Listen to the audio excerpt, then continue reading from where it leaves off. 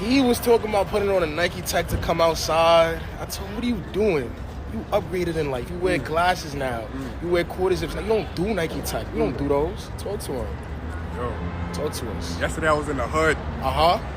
Today I'm wearing this sweater. I'm in Blank Street, gang. Change your life, gang.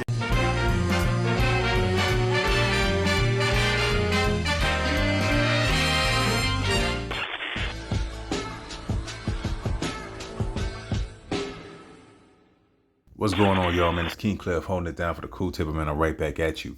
You know, I was thinking about these quarter zips and the Nike Tech battles. Is it a cool thing to do? Is it all right to dress for success? That used to be the thing that we would call it back in the day, right? It used to be a thing that you couldn't even go to a job interview without. My mama would not even let me go to a job interview without having a suit and tie on. I don't care if it was for McDonald's, because she said we had to go over and beyond what the next man do. I used to even complain and say, yo, the white dude came in here with her. She said, you not him. I'd be like, the white dude came in here with jeans ripped and he got the job. You're not him. You carry yourself with excellence. You put that tie on and you bring your resume. All these types of things. I don't know what happened. Maybe I was fooled. Let's dive into it. Check it out. Listen, I don't find the quarter zip shit funny because I also didn't find it funny a couple years ago when all those black men put on suits and then stood around in suits. I don't understand what men in general, but especially black men's obsession is with defining themselves by their clothing and not really actively doing any. It's not deeper than just like, well, we can put on suits. I can also put on a suit. What is the point that you're trying to make here? Like, it's like costume. Like, let's dress up as the social idea of success or productivity or decent, productive human being. I don't even understand what y'all are trying to communicate to us. Y'all are constantly, like, essentially dressing up as white men. Like, that's kind of the underlying idea. Suits, quarter zips, like, associating yourself with this, like, stereotypically white style. Hello? Do y'all not see how that's, one, offensive to you as a black person, upholds white supremacy, but is also reductive of your, like, humanness? What? I don't know. It's like everything all the time. Movement is anti-black, and just for the purpose of this video, I got on the quarter zip. Now I'm gonna tell you what's anti-black. When you go around and you unalive somebody who look just like you, you take the life of somebody that look just like you. All right, you go and you rob and steal and scam from people that look just like you. That's extremely anti-black. See, nothing that actually hurts the community seems to be anti-black. But anything that is part of trying to improve it always seems to be anti-black. Ain't that crazy? Ain't that crazy that anytime there's a movement where somebody is trying to actually push the community into a positive direction, all of a sudden it's so anti-black. And then it becomes you trying to impress other races of people. Let me break something down for you. While you be doing all of that history of research and looking back on your ancestors, look up how your ancestors dressed. Look how they carried themselves, right? What y'all do right now is absolute trash in comparison to what they did back in the day. We were proud people. We were classy people. We were stylish, well put together people. We was putting that on when we stepped out.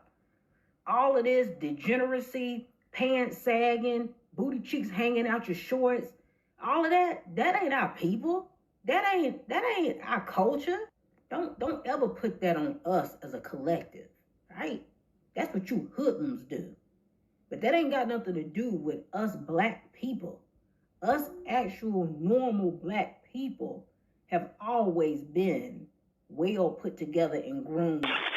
It's wild that we have this different point of view and trying to figure out what exactly is the best look and aesthetic for black men and black women and how we supposed to carry ourselves. And it's crazy that we have such a difference in opinion.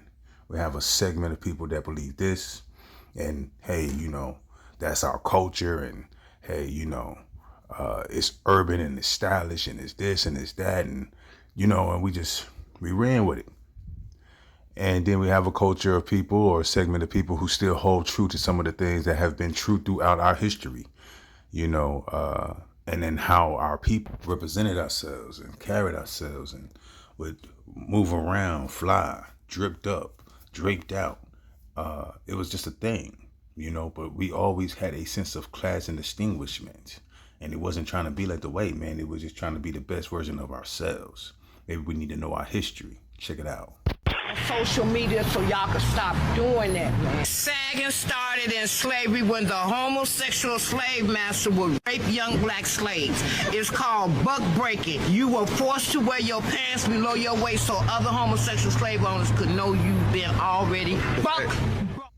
So yeah, you saw that, you heard that, man. But the real is, you would think that at some point we would recognize the origin of the history, and we talk about all this wokeness and all this black knowledge and power, but it seems like that don't really resonate within our people.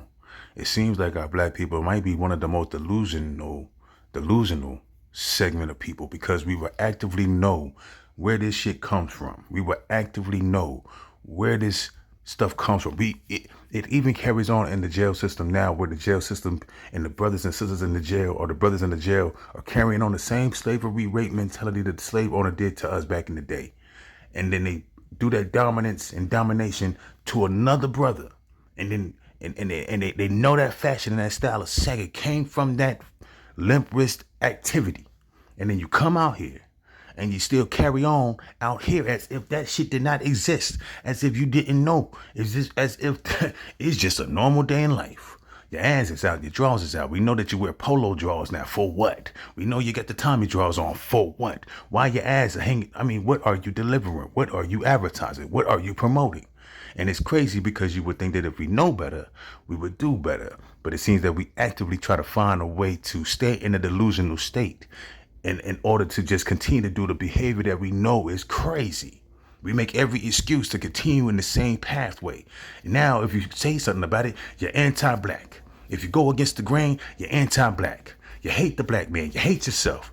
But it could be that we know better, and so we're trying to share the knowledge so that way you can do better, in hopes that you can represent all of us and we can all look better. But it seems that we only feel comfortable when we're all in the same dirty, trash-filled barrel.